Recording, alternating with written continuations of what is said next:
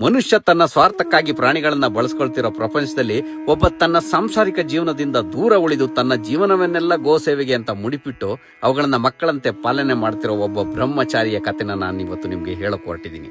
ನಾನು ಈಗ ಇರೋದು ಹೊನ್ನಾವರದ ಕಡತೋಕ ತಾಲೂಕಿನ ಜಡ್ಡಿಗದ್ದೆ ಗ್ರಾಮದ ಶ್ರೀ ಶಿವ ಸದ್ಗುರು ಗೋಶಾಲೆಯಲ್ಲಿ.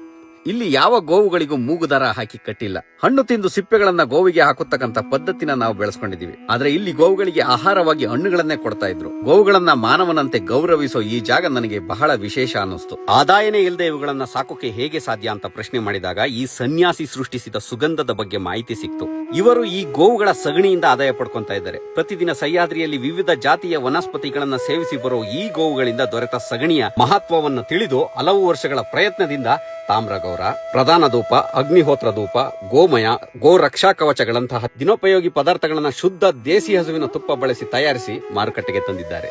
ಅದರಲ್ಲಿ ತಾಮ್ರಗೌರ ನನಗೆ ಬಹಳ ಆಸಕ್ತಿಯನ್ನ ಉಂಟು ಮಾಡಿತು.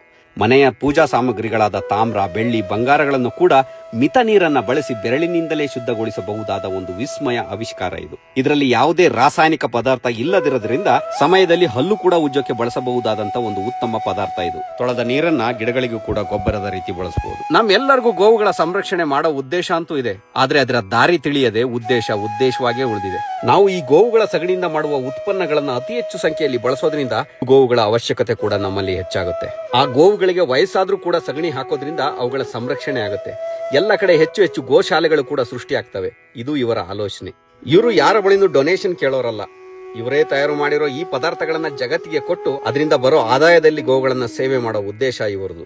ಇಂತಹ ಪದಾರ್ಥಗಳು ಎಲ್ಲೆಡೆ ತಲುಪಿ ಅತಿ ಹೆಚ್ಚು ಮಾರುಕಟ್ಟೆ ದೊರೆತು ಸಾವಿರಾರು ಗೋವುಗಳನ್ನು ಸಾಕೋ ಸಾಮರ್ಥ್ಯ ಇವರಿಗೆ ದೊರೆಯಲಿ ಅನ್ನೋದೇ ನನ್ನ ಆಕಾಂಕ್ಷೆ ಕೂಡ. ನೀವು ಏನಾದ್ರೂ ಇವುಗಳನ್ನ ಖರೀದಿ ಮಾಡಬೇಕು ಅಂದ್ರೆ ಸ್ಕ್ರೀನ್ ಮೇಲೆ ನಂಬರ್ ಹಾಕಿರ್ತೀನಿ, ಅವರನ್ನ ಕಾಂಟ್ಯಾಕ್ಟ್ ಮಾಡಬಹುದು. ಜೈ ಗೋಮಾತಾ.